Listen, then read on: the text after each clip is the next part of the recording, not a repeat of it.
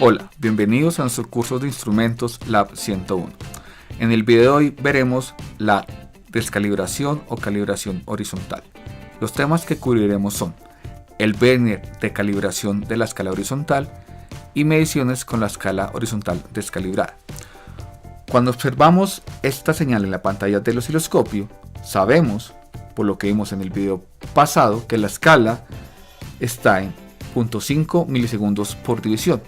Sin embargo, el osciloscopio tiene un control, el vernier de descalibración, con el cual esta escala se puede cambiar. Si no nos aseguramos que el osciloscopio esté perfectamente calibrado, la escala que estamos viendo acá arriba no es la correcta. Tiene que estar completamente calibrado para saber que la escala sí corresponde a 0.5 milisegundos por división.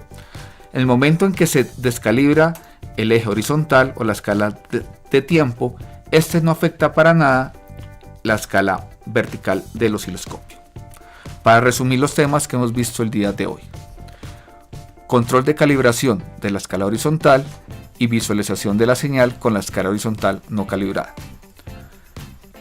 Y hasta aquí nuestro video de vernier de calibración de la escala horizontal. En el siguiente video veremos el eje Z del osciloscopio. Muchas gracias.